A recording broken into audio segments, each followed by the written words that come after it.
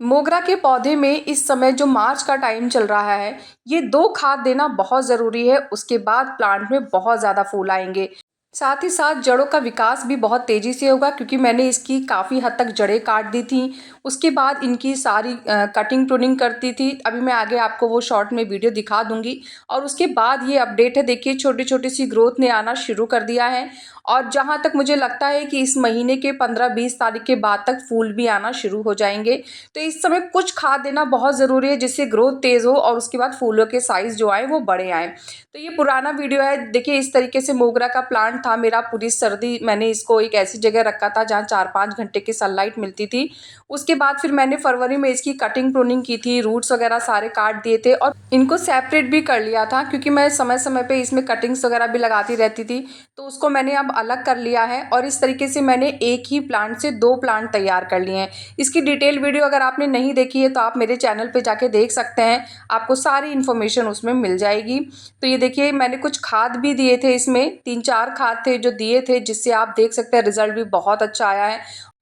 ये देखिए मैंने एक ही प्लांट से 2 प्लांट बना लिए थे, ये देखिए इस तरीके से। कुछ पत्ते मैंने छोड़ दिए थे और उसके बाद जैसे ही न्यू ग्रोथ आनी शुरू हुई मैंने पुराने पत्ते रिमूव कर दिए हैं और अब ये देखिए ये इस समय का अपडेट है।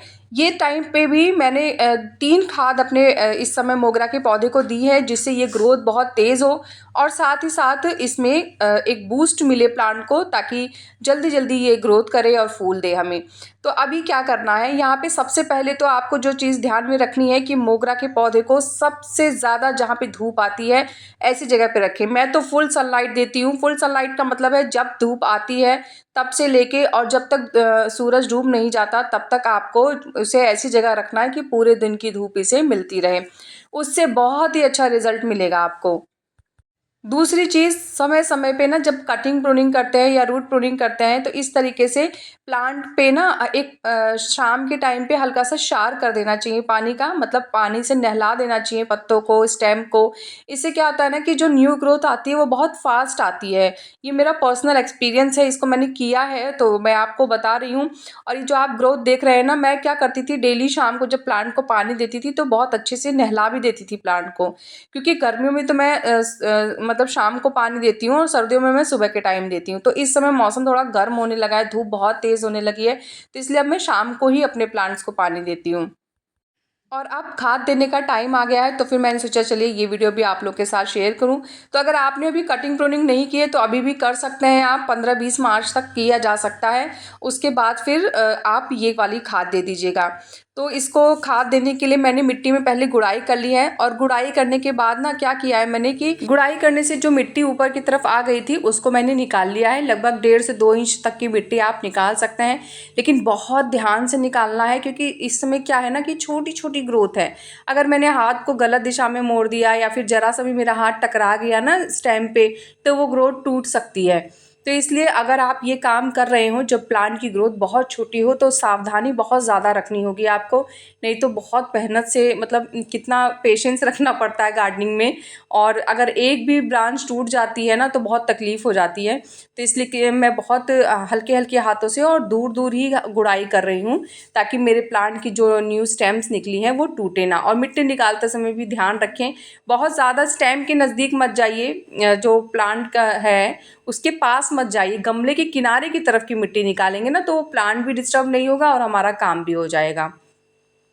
तो ये प्रोसेस कंप्लीट करने के बाद अब हम खाद दे देते हैं। तो सबसे पहले जो आप देख रहे हैं ये है डीएपी। अब डीएपी में भी लोग कंफ्यूज हो जाते हैं, अक्सर मुझे मैसेज आते हैं कि मैम हमारी डीएपी तो इस रंग की है उस रंग की है। बिल्कुल टेंशन मत लें, आप नर्सरी पे जाइए, उनसे कहिए हमें डीएपी चाहिए, वो जो भी रंग आपको दे रहे हैं आप ले लीजिए, इसमें इतना डरने की घबराने की बात नहीं है। और इसकी क्वांटिटी का विशेष ध्यान रखना है क्योंकि अभी मार्च चल रहा है तो अभी हम डीएपी दे सकते हैं। जैसे जैसे आगे जब मई जून की प्रचंड गर्मी आती है तो उस समय आपको इस तरीके की केमिकल खाद नहीं देने हैं, लेकिन क्योंकि ये गर्मी का प्लांट है तो इसलिए अभी हम इसे दे सकते हैं। डीएपी देते समय क्वांटिटी का बहुत ध्यान रखना है। तो आपको यहाँ पे सिर्फ बड़ी डीएपी है तो 4 दाने, छोटी डीएपी है तो 5 से 6 दाने ले सकते हैं। और उसके बाद फिर मैंने यहाँ पे नीम की खली का इस्तेमाल किया है। लगभग 1.5 चम्मच मैंने एक पौधे को दिया है। और मेरा जो पॉट है ये 12 इंच का है, तो थोड़ा पॉट के साइज़ के हिसाब से भी दिया जाता है खाद। अगर आपका पॉट छोटा है तो आप बहुत खाद मत दीजिएगा, 1 ही चम्मच बहुत है। और अगर बड़ा है तो कोई बात नहीं, फिर जितना मैंने बोला उतना आप दे सकते हैं। इसके बाद ये जो आप देख रहे हैं ये है केले के छिलके।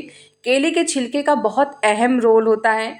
यहाँ पे अगर आपके पास केले के छिलके नहीं हैं तो आप पोटाश का भी इस्तेमाल कर सकते हैं। लेकिन अगर केले के छिलके हैं, अब मैंने ड्राई करने शुरू कर दिए हैं, क्योंकि क्या होता है देखिए गर्मी में हम बहुत केमिकल नहीं दे सकते अपने प्लांट को, तो थोड़ा इस तरीके की खाद से भी काम चल जाता है। पर अभी फ़िलहाल शुरुआत है तो हम केमिकल और ऑर्गेनिक खाद का मिक्सचर दे सकते हैं। तो मैंने क्या किया है, यहाँ पे लगभग 1.5 केले के छिलके लिए हैं सुखाए हुए, और उनको प्रॉपर ड्राई कर लेना है। गीले छिलके का इस्तेमाल डायरेक्ट सॉइल में नहीं करना चाहिए। अगर आपको इसे सब प्रोसेस करने में टाइम लग रहा है, आप नहीं करना चाहते हैं, तो आप क्या करिए, नॉर्मली केले के छिलके को पानी में भिगा दीजिए, 2 दिन तक भीगे रहने दीजिए। उसके बाद उसको छान लीजिए और फिर उसमें नॉर्मल पानी ऐड कर दीजिए दुगना, और आप एक प्लांट को 200 से 250 ml तक दे सकते हैं। सेम प्रोसेस करना है। उसके बाद अगर आप सूखे छिलके दे सकते हैं तो 1.5 छिलके लीजिए सूखे हुए, उनको छोटे छोटे टुकड़ों में काट के और मिट्टी के ऊपर ही चारों तरफ डाल दें। लेकिन छिलकों का सूखना बहुत ज़रूरी है। मैं बार बार इस चीज़ को इसलिए बोल रही हूँ क्योंकि लोग गीले छिलके डाल देते हैं, फिर एक तो उसका रिजल्ट भी अच्छा नहीं आता है, साथ ही साथ क्या होता है जड़ों में फंगस भी लग जाएगी।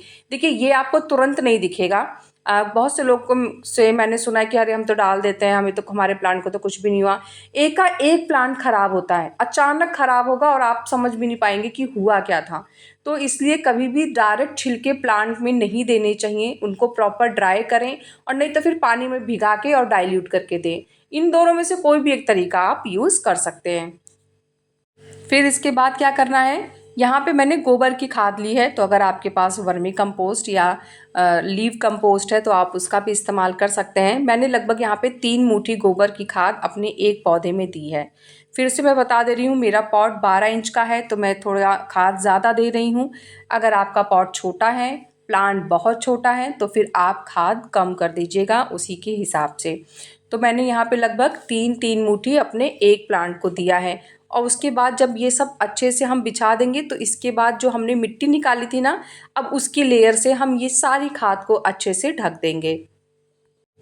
जब हम मिट्टी से खाद को कवर करेंगे तो ध्यान रखें कि मिट्टी और जो पॉट है उसके बीच में लगभग 2 इंच का गैप होना चाहिए। और जो मोगरा का पौधा होता है ना, इसको पानी का हिसाब मैं आपको बताती हूँ।